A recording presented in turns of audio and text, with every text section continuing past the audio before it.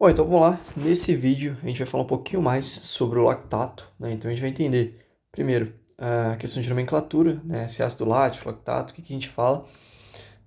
Falar um pouquinho mais sobre a ação do lactato durante o exercício físico, a ação do lactato fisiológica, né? Como que ele atua no sistema nervoso central, como que ele auxilia nas adaptações do exercício. Então a gente vai falar um pouquinho sobre vários fatores relacionados ao lactato, beleza?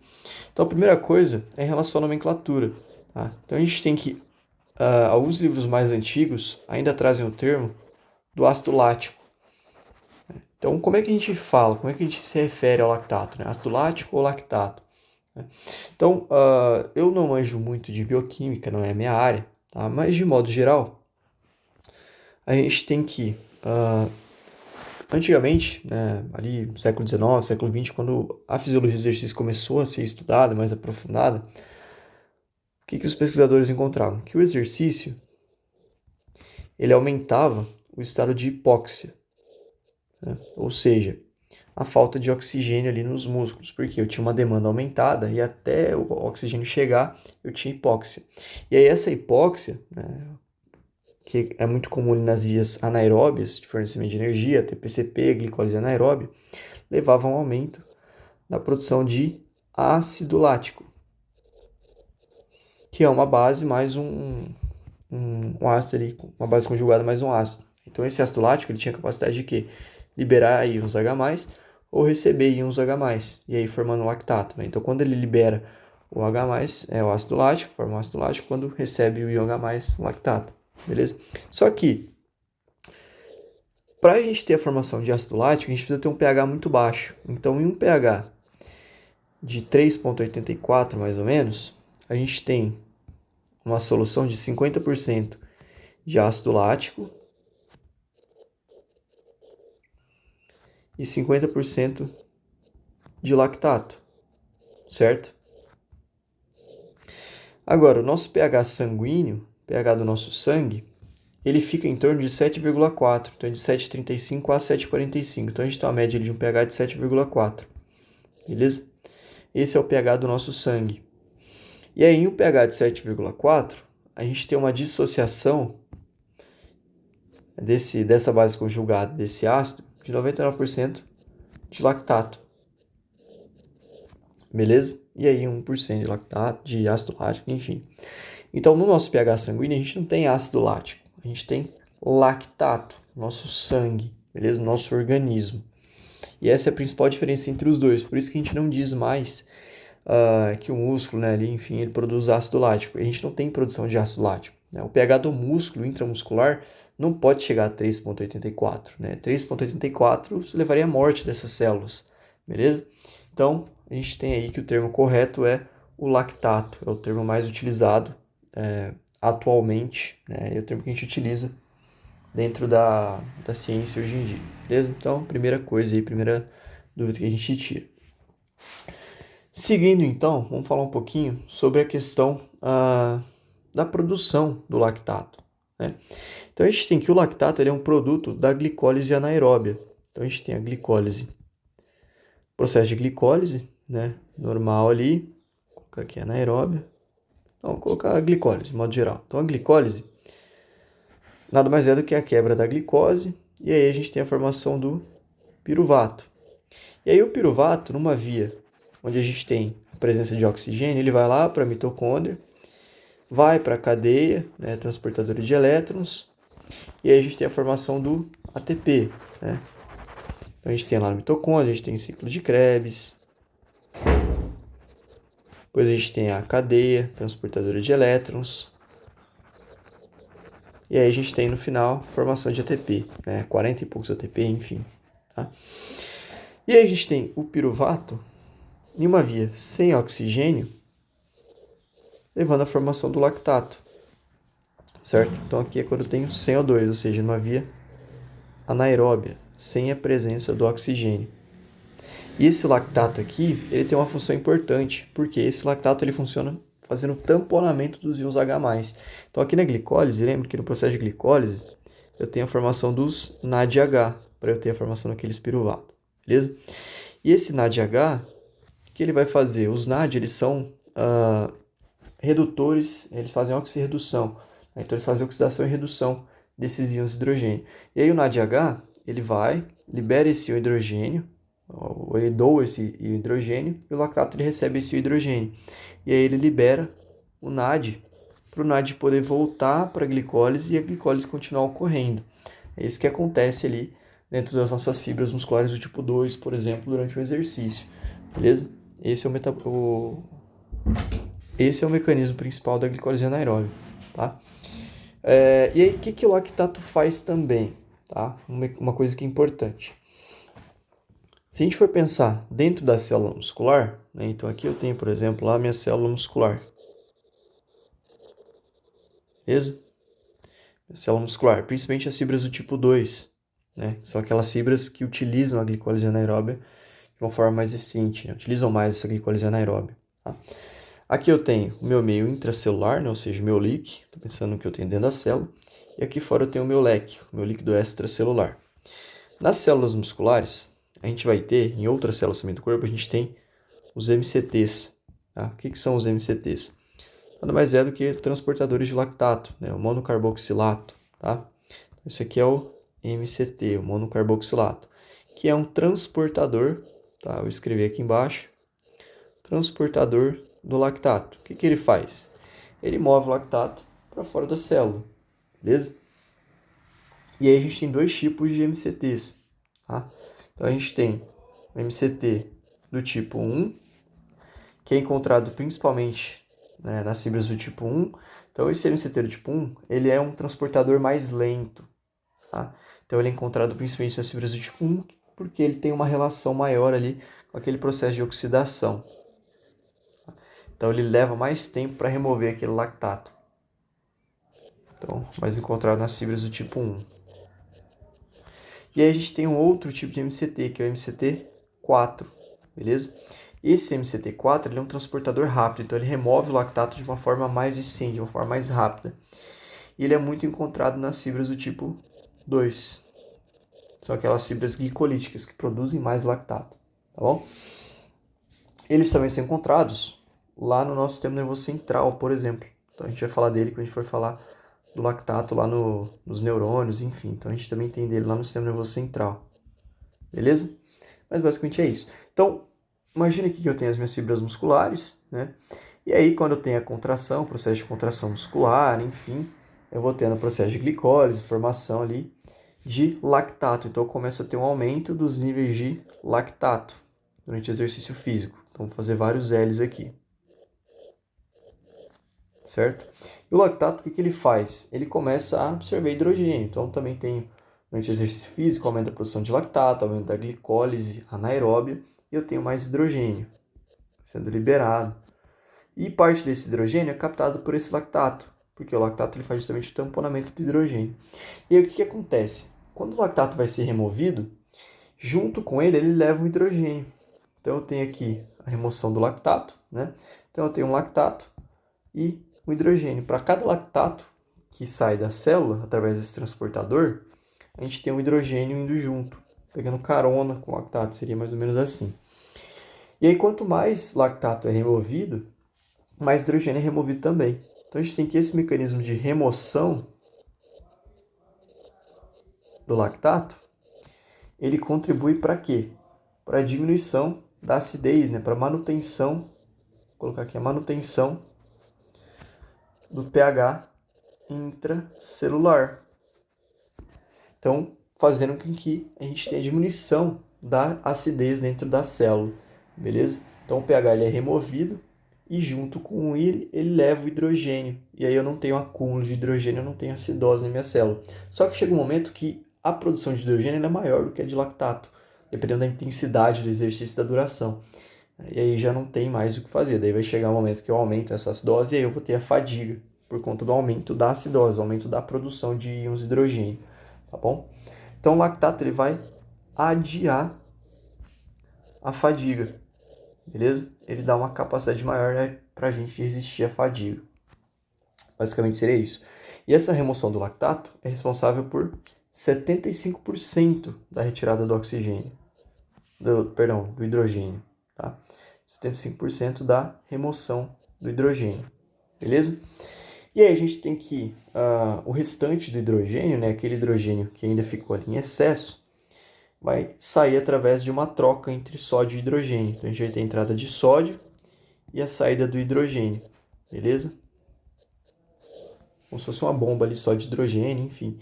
E aí esse hidrogênio que saiu, esses íons H+, eles vão ser tamponados pelo tampão de bicarbonato, beleza? Agora, em relação ao lactato que foi removido, né, aqui a gente teve a remoção do lactato. Esse lactato que vai para o líquido extracelular, que foi para fora da célula, ele vai ser transportado. Então, a gente tem um mecanismo de transporte do lactato. Porque o lactato ele é formado ali por carbono, né? Ele é hidrossolúvel, ele consegue ser transportado ali através do plasma sanguíneo. E aí o lactato ele pode ser transportado para vários destinos, né? Então o lactato ele pode ser transportado, por exemplo, lá para o nosso coração. E aí lá no coração ele vai ser utilizado como fonte de energia para a produção do ATP. Beleza? Ele também pode ser utilizado lá no nosso sistema nervoso central. Então a gente vai ver por que a gente tem que as células do sistema nervoso central elas possuem aquele transportador MCT. Tá? Então, todas as células que têm o transportador MCT conseguem utilizar o lactato de alguma forma. E lá no nosso fígado, o lactato ele vai ser convertido em glicose através do processo de gliconeogênese. Então, a molécula do lactato é o C3H5O3. Se eu junto dois lactato, né, então se eu pego duas moléculas de lactato, se eu pego mais um C3H5O3 mais 2H+, eu consigo formar uma molécula de glicose. Aí eu tenho um C6H12O6. Isso aqui é o que? É a molécula de glicose, beleza? Então lá no nosso fígado, o lactato ele vai ser convertido em glicose. E basicamente essas são as principais vias que a gente tem. Isso aqui chama ciclo de Cori, né? Acabei esquecendo de colocar. Isso aqui, essa conversão do lactato, chamada de ciclo de Cori, né? Que o lactato ele é produzido lá no músculo, vai para a corrente sanguínea, vai para o fígado e volta para a corrente sanguínea em forma de glicose. Ou ele pode até mesmo ser convertido em glicogênio, né? Convertido em glicose, depois armazenado em forma de glicogênio. Então, ele vai seguir esses caminhos aí depois que ele é removido da célula, beleza? Agora, em relação ao lactato como uma molécula sinalizadora. O lactato ele também atua como sinalizador.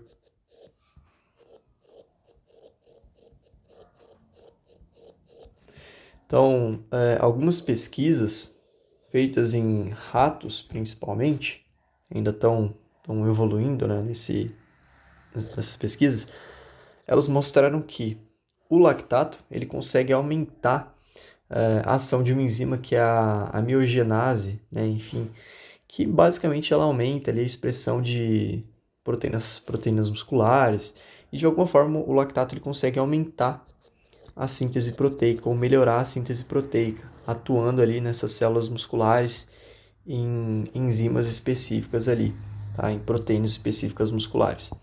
E o lactato ele também aumenta a liberação de testosterona. Então, nessas pesquisas feitas com os ratos, o lactato conseguiu aumentar a liberação de testosterona, mesmo sem a presença do hormônio luteinizante, né, do LH. Porque lembra, o LH ele vai lá, atua lá nos testículos, aumentando a produção de testosterona.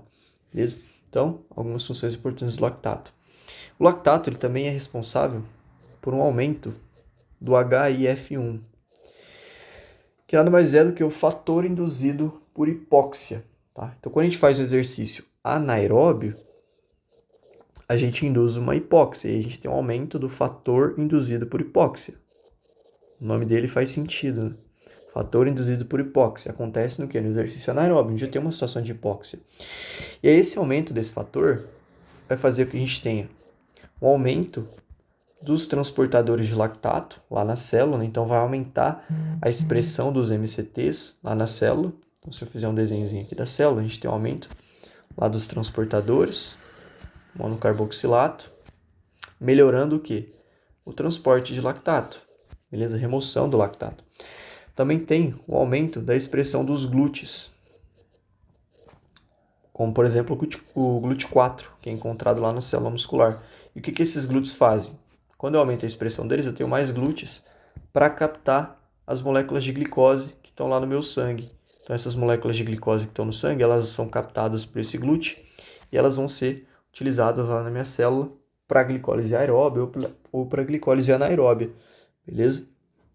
E aí eu aumento também, no caso da glicólise anaeróbia, se eu aumento a MCT e se eu aumento o glúteo, eu tenho mais glicose entrando para funcionar como substrato energético ali na glicólise anaeróbia e formar ATP, e eu também tenho mais remoção de lactato, então eu consigo gerar mais energia e remover mais lactato. Junto com o lactato, remover hidrogênio, beleza? Então isso melhora ali a questão da funcionalidade metabólica da célula.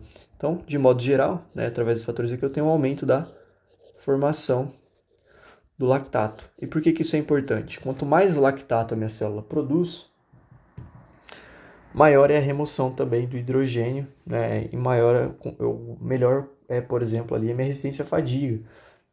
No caso da resistência à insulina, por que o exercício auxilia na resistência à insulina? Esse é um dos mecanismos também. Então, o lactato ele vai fazer uma sinalização aumentando os glúteos. Então, a pessoa que tem resistência à insulina, por exemplo, então o que é resistência à insulina? Eu tenho lá os meus receptores de insulina aqui, e aí quando a insulina se liga ao receptor, a gente tem vários efeitos ocorrendo ali, ativação de proteína quinase, a monofosfato cíclico ali, e eu tenho esses glutinos lá para minha membrana, captando a glicose. E aí chega um momento que eu tenho internalização desses receptores, que é quando eu tenho muita insulina, e essa insulina causa uma agressão e os receptores fazem down regulation. E aí quando eu aumento a expressão de glúten, eu tenho mais receptores glúten ali indo para a minha membrana para captar a glicose, beleza? E aí eu tenho mais glicose sendo captada, melhora a resistência à insulina. Basicamente seria isso. Tá? Aumenta também ali os próprios receptores de insulina, enfim, entre outros fatores. E na questão do endurance, a gente tem que o treinamento de endurance, treinamento de resistência, como corridas, treinamentos mais prolongados ali, eles aumentam a cognição, de modo geral, geram uma melhora na cognição. Por quê? O lactato, nesses exercícios, ele aumenta a produção do BNDF. O BNDF é o fator neurotrófico derivado do cérebro. Tá? O que é isso? O que ele faz? Fator neurotrófico derivado do cérebro. Esse BNDF ele vai atuar principalmente lá na nossa região do hipocampo. O hipocampo, para quem não sabe, é a região responsável pela nossa memória. É lá que a gente armazena as nossas memórias de longa duração, por exemplo. Tá? E lá no hipocampo, esse BNDF ele vai aumentar o processo de neurogênese e o processo de neuroplasticidade. Ele vai melhorar a neurogênese e a neuroplasticidade. O que seria essa neuroplasticidade? As conexões entre os neurônios. Então, imagine que eu tenho lá vários neurônios no meu sistema nervoso, certo? Então, uma das coisas que esse BNDF vai fazer que eu tenha neurogênese, ou seja, eu tenha mais neurônios sendo formados ali, e neuroplasticidade. Então, vai aumentar o quê? As conexões que esses neurônios fazem uns com os outros. Então, o que é o processo de neuroplasticidade? É a criação de novas conexões ou reforçar conexões que já existem, Então, esses neurônios eles passam a criar novas conexões uns com os outros. E é assim que eu adquiro novos conhecimentos ou que eu consolido memórias e conhecimentos que eu já tenho, beleza? Basicamente são algumas funções aí do lactato como sinalizador. E aí a gente tem também o lactato atuando lá no nosso sistema nervoso central.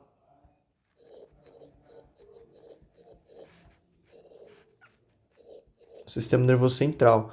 E aí, o nosso sistema nervoso central, eu gosto de fazer sempre um esqueminha, Então, eu faço aqui o cérebro, isso aqui seria um encéfalo.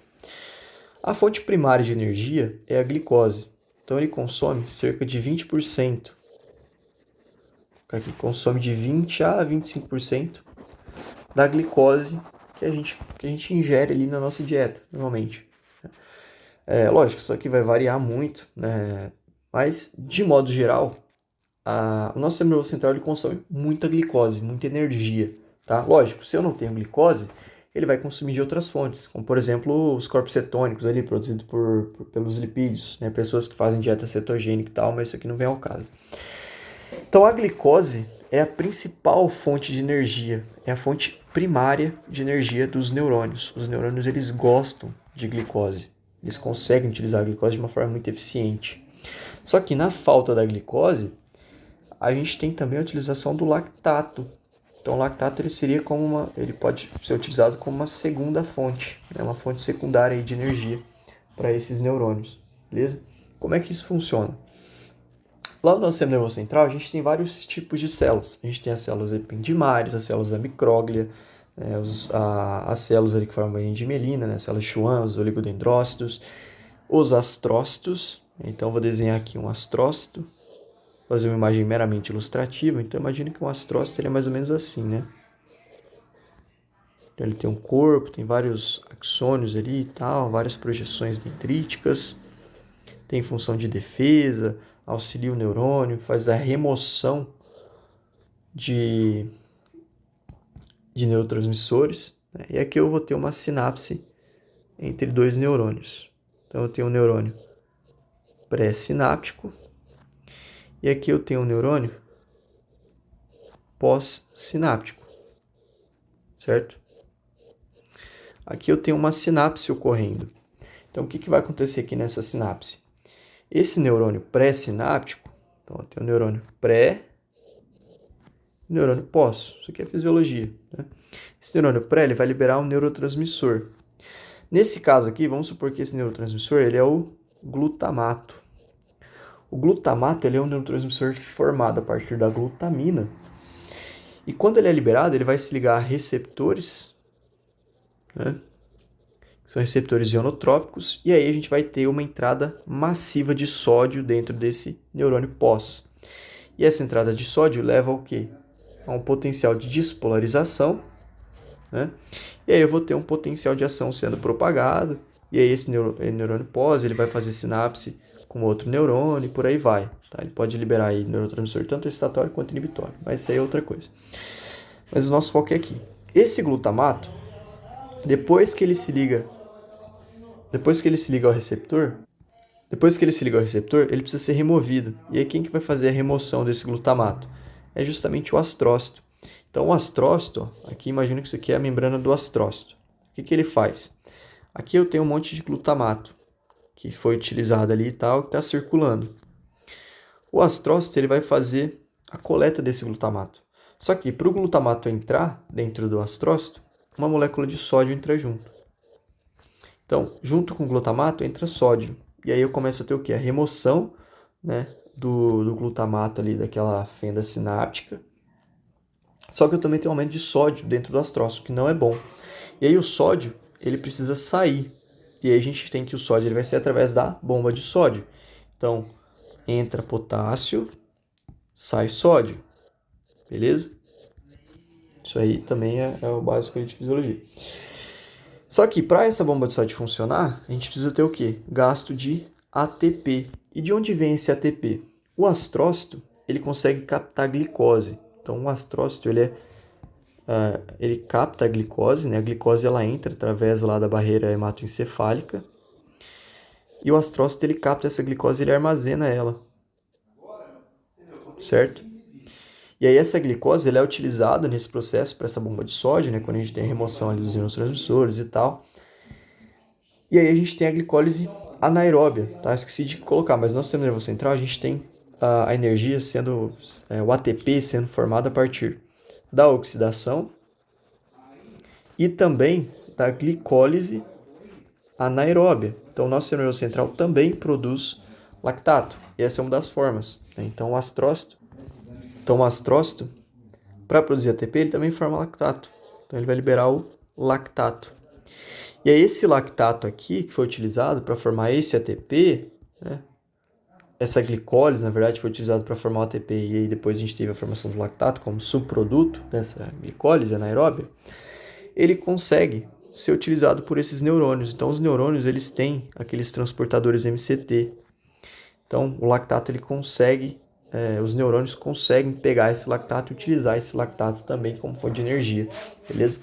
E por que isso é importante? Por que isso é importante? Porque uma vez que eu tenho uma diminuição dos níveis de glicose, né, então se o meu nível de glicose, que é a fonte primária, diminui, o neurônio consegue utilizar o lactato como fonte de energia. Tá? E durante o exercício, por exemplo, os meus músculos, deixa eu fazer um pouquinho mais bonitinho, esse músculo está muito feio. Os meus músculos que estão contraindo, tal, minhas fibras tipo 2, elas estão produzindo uma grande quantidade de lactato. E aí a gente viu que o lactato ele é removido, vai para o sangue e ele consegue ser transportado. E ele pode ser transportado até o sistema nervoso central, por exemplo, né? Porque se eu tenho ali menos glicose no meu sangue, tem menos glicose no sistema nervoso central. E o lactato pode ser utilizado como fonte de energia lá no sistema nervoso central, pelas células do sistema nervoso central. Beleza? Então, na falta de glicose, o sistema nervoso central ele vai utilizar o lactato como fonte de energia. Tá bom? E aí, outras funções do lactato, né? De modo geral, então a gente tem que o lactato no sistema nervoso central, ele parece também ter um efeito antidepressivo. Então, o lactato ele também tem um efeito antidepressivo, beleza? E ele vai auxiliar na consolidação da nossa memória, aí como a gente já viu o mecanismo. E esse efeito antidepressivo, né, ele foi avaliado através de uma pesquisa que fizeram com ratos. Né? Então, como a gente sabe desse efeito antidepressivo do lactato? Os caras pegaram, né, lá os ratos e dividiram em dois grupos. Né? Então, eles induziram ali a depressão nesses ratos através de injeções ali, de aplicação de alguns fármacos. E aí, nesses dois grupos, eles aplicavam fármacos antidepressivos, né? E no outro, eles davam doses de lactato. E aí, o que eles faziam com esses ratos? Eles colocavam os ratos numa espécie de piscina. E aí, os ratos, eles nadavam para sobreviver. Né? Os ratos que tinham depressão, eles demoravam mais tempo para começar a nadar. Os ratos que tomavam antidepressivo e também lactato, eles nadavam de uma forma, começavam a nadar antes, né? E o grupo de ratos que utilizou ali o lactato, recebeu o lactato, teve resultados melhores até do que o grupo antidepressivo. Tá? Então, isso foi uma pesquisa feita com ratos. E a gente também tem outra evidência, que é justamente o efeito da atividade física, né, treinamento resistido principalmente, e a redução dos sintomas ali de depressão, da síndrome depressiva. Né? Então, a gente tem que o treinamento resistido,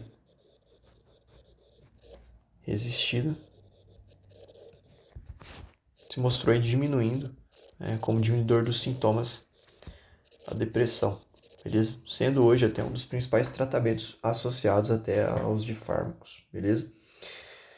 E na consolidação da memória, aquela via que a gente viu ali em cima, né? Então, basicamente, o lactato, ele vai suprir ali a demanda de glicose, né? Ou ele vai funcionar como um substrato ali para aqueles neurônios na falta de glicose. Tá? Então, mesmo se a gente não tiver a glicose, o lactato ele consegue atuar ali como fonte energética, auxiliando nessa consolidação da memória e também aumentando ali a síntese do BNDF, que melhora a neurogênese e a neuroplasticidade do sistema nervoso central, beleza? Na região do hipocampo. Ó. Então, basicamente é isso, né? Acho que a gente abordou aí, de modo geral, alguns aspectos mais aprofundados aí do lactato, beleza? Então, esse vídeo aqui, ele teve como base um artigo, que eu vou estar disponibilizando a referência, tá? Então, o nome do artigo é Lactato,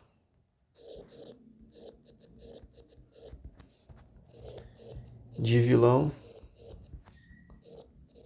a mocinho, beleza? E o autor desse artigo chama Gustavo, escrever em letra maiúscula, Gustavo Barbosa dos Santos. Então é um artigo recente, se não me engano, de 2019, né? A gente discutiu ele em sala de aula e é um artigo bem interessante, tá? Traz uns esquemas ali, umas imagens que exemplificam bem isso. E aqui eu trouxe esse artigo de uma forma mais simples. É um artigo que tem uma linguagem um pouquinho complexa, então algumas coisas ficam difíceis de entender, que eu tentei trazer de uma forma mais simples, beleza? Mas basicamente é isso, espero que esse vídeo tenha ajudado e até o próximo. Valeu?